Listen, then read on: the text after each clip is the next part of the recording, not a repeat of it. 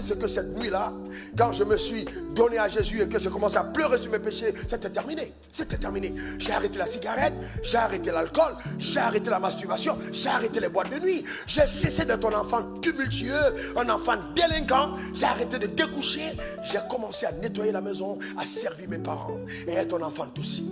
Écoutez-moi très bien. Votre foi n'est pas démontrée par le fait d'appartenir à une nouvelle église. Votre foi est démontrée par votre capacité à vivre une vie nouvelle.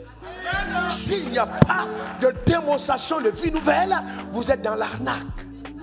Vous êtes dans l'arnaque. Vous êtes en train de vous séduire. C'est la vie nouvelle.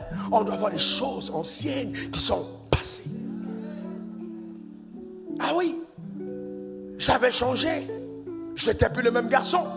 Mes copains, qui étaient des copains de désordre, de grandes familles, sont venus me chercher parce qu'on devait aller vendre la voiture de parents de mon ami.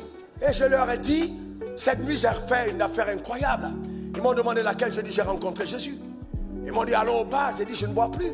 Ils m'ont entendu à Figaro, j'ai dit je ne fume plus. Ils étaient étonnés. J'ai dit mais Jésus, je l'ai rencontré ce soir. Il m'a dit mais toi tu es fou, tu as rencontré Jésus comment? J'ai dit Jésus est entré dans ma chambre. Jésus m'a parlé, mais personne ne me croyait. Mais vous savez quoi? Bienvenue sur notre chaîne YouTube. Abonne-toi. Like. Partage pour recevoir. Il a plu à Dieu que je naquis dans une région du monde appelée le Cameroun. Et plus précisément dans un village appelé Bandjoun.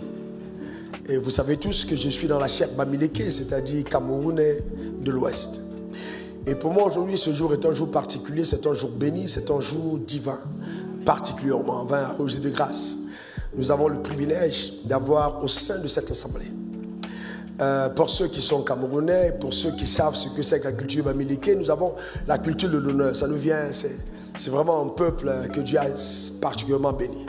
Nous avons le privilège d'avoir ici Sa Majesté, Honoré Njomo, qui est avec nous, Kamga, notre chef Bandjoun, qui est au milieu de nous. Nous voulons vraiment bénir le Seigneur pour sa vie, avec son épouse. Amen. C'est un honneur. C'est un honneur. C'est un honneur. Sa Majesté, que Dieu vous bénisse abondamment. Très, très, très honoré par votre présence. Amen. Pour ceux qui sont au Cameroun, ils savent ce que c'est. C'est un homme d'une grande importance. Une grande importance. Que vraiment le Seigneur vous bénisse abondamment pour votre humilité. Amen. Merci beaucoup. Acclamons encore le Seigneur pour sa vie. Il n'est pas seul, il est avec son épouse. Vraiment que le Seigneur le bénisse abondamment. Eh bien, nous avons eu le privilège de le voir venir à Abidjan, de l'accueillir. Nous sommes contents. Vraiment, pour nous, c'est un honneur de l'honorer. C'est vraiment acclamant encore très fort le Seigneur. Nous devons honorer les vraiment que le Seigneur nous bénisse. Très, très abondamment. Vraiment de tout cœur, un énorme respect, une énorme considération pour votre rang, pour votre grade et votre qualité. Vraiment que le Seigneur vous bénisse immensement. Immensement. La Bible nous demande de vous honorer. Quelqu'un est en Christ. Je me rappelle ce jour-là, à 23 ans, dans la maison de ma maman qui est assise là, et avec mon père que Dieu a rappelé aujourd'hui. Et à 23 ans, j'étais couché dans la chambre quand Jésus-Christ est entré dans ma chambre. Et Jésus-Christ m'a dit, dans ma chambre, il dit, écoute, donne-moi ta vie, donne-la-moi, laisse-moi entrer dans ton cœur. Je vais faire de toi ce que j'ai résolu de faire. Cette rencontre s'est passée dans ma chambre. Personne ne m'a prêché l'évangile pour dire, ouvre ton cœur. Non, c'est une rencontre surnaturelle. Et Jésus était en face de moi. Et dès cet instant, au fond de moi, je me suis dit, mais comment peux-tu appeler un homme comme moi? Je suis sale. Je me masturbe, je fume, je fais tellement de sales choses. Mes parents, écoutez-moi bien, vous ne connaissez pas trop vos enfants. Souvent vous voyez un enfant de 23 ans, vous pensez que c'est encore un petit, mais il est capable de te vendre. Parce que moi je te dis, à l'âge de 18 ans, j'allumais une bougie dans ma chambre et je dis, Satan, viens dans ma chambre, je veux te servir. Parce que vous ne savez pas de quoi les jeunes sont capables. Satan recrute dans la jeunesse. Et heureusement, Jésus m'a pris dans ma jeunesse. Dans ma tombe meilleur, amen. Si quelqu'un est en Christ, après cette rencontre, mon fils, ce qui s'est passé, c'est que cette nuit-là, quand je me suis donné à Jésus et que je commençais à pleurer sur mes péchés, c'était terminé. C'était terminé. J'ai arrêté la cigarette, j'ai arrêté l'alcool, j'ai arrêté la masturbation, j'ai arrêté les boîtes de nuit. J'ai cessé d'être un enfant tumultueux, un enfant délinquant. J'ai arrêté de découcher. J'ai commencé à nettoyer la maison, à servir mes parents et être un enfant docile. Écoutez-moi très bien. Votre foi n'est pas démontrée par le fait d'appartenir à une nouvelle église. Votre foi est démontrée par votre capacité à vivre une vie nouvelle. S'il n'y a pas de démonstration de vie nouvelle, vous êtes dans l'arnaque. Vous êtes dans l'arnaque. Vous êtes en train de vous séduire. C'est la vie nouvelle. On doit voir les choses anciennes qui sont passées. Ah oui, j'avais changé. J'étais plus le même garçon. Mes copains, qui étaient des copains de désordre, de grandes familles, sont venus me chercher parce qu'on devait aller vendre la voiture de parents de mon ami. Et je leur ai dit, cette nuit j'ai fait une affaire incroyable. Ils m'ont demandé laquelle, j'ai dit j'ai rencontré Jésus. Ils m'ont dit allons au bar, j'ai dit je ne bois plus. Ils m'ont entendu à Fligrane, j'ai dit je ne fume plus. Ils étaient étonnés. J'ai dit mais Jésus, je l'ai rencontré ce soir. Il m'a dit mais toi tu es fou, tu as rencontré Jésus comment? J'ai dit Jésus est entré dans ma chambre.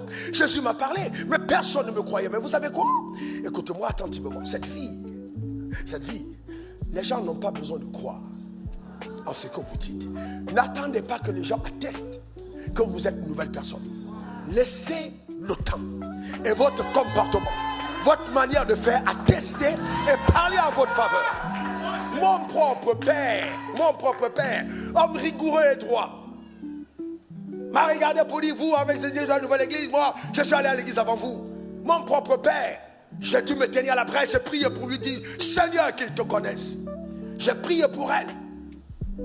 Lui, pour qu'il arrive au Seigneur, il est mort.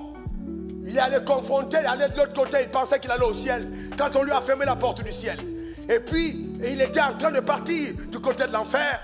Et alors, une voix lui a dit ramenez-le, son fils le réclame. C'est ce qu'on appelle la puissance de Dieu. Et mon père est revenu à la vie. De cancer qu'il avait, il a été totalement guéri. Il a vécu parmi nous, guéri de cancer et témoignant de la puissance de Jésus-Christ. Voilà ce que l'évangile peut faire. Donc, je ne parle pas de l'adhésion à une nouvelle religion. Je parle à la rencontre, je parle de la rencontre de Dieu. Dynamique et réelle, vivante et laissant une empreinte quotidienne dans ma vie. Visible. Est-ce que vous comprenez ça?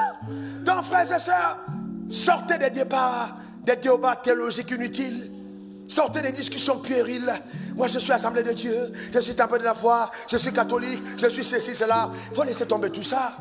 Dans la Bible, il n'y a aucun de ces noms. Ce n'est pas dans la Bible, ce n'est pas dans la parole de Dieu. Il n'y a aucun de ces noms. Mais il y a un seul nom qui est mentionné dans la Bible, par lequel vous pouvez avoir accès au ciel. Et le nom, c'est le nom de Jésus-Christ. Celui qui a le Fils dans la vie, celui qui n'a pas le Fils n'a pas la vie. Oh, si simple, frère.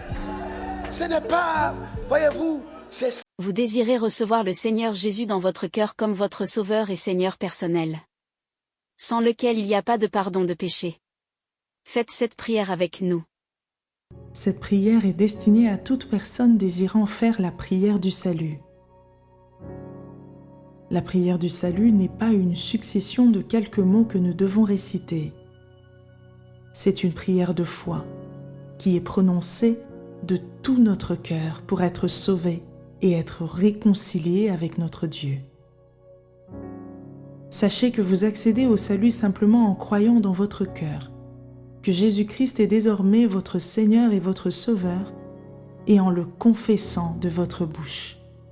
Je vous invite à présent à répéter ces paroles après moi. Père céleste, je viens à toi au nom de Jésus-Christ, ton Fils. Je reconnais avoir péché. Je te demande pardon. Je désire maintenant tourner le dos au péché. Seigneur Jésus, merci d'avoir accepté de mourir pour moi à la croix. Merci pour ce précieux don de ta vie. Aujourd'hui, je prends la décision de te recevoir dans ma vie, dans mon cœur, comme mon Seigneur et Sauveur personnel. Je confesse de ma bouche le Seigneur Jésus.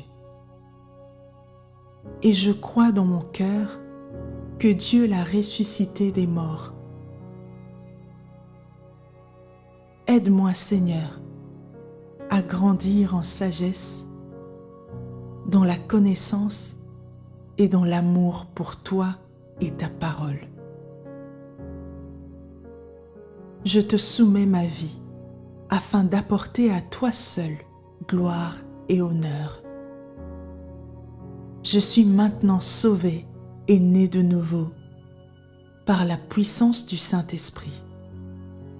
Dans le nom de Jésus, j'ai prié. Amen. Si vous avez fait cette prière pour la première fois, bienvenue dans la famille de Dieu. Il y a une fête dans le ciel pour vous à cet instant. À présent, je vous recommande de rejoindre une église ou une communauté chrétienne selon que le Seigneur vous guidera. Pensez aussi à rejoindre un groupe de méditation de la parole de Dieu pour votre connaissance et croissance spirituelle. Et enfin, chaque fois que vous en aurez l'occasion, témoignez et parlez de votre rencontre avec le Seigneur à votre entourage. Que Dieu vous bénisse.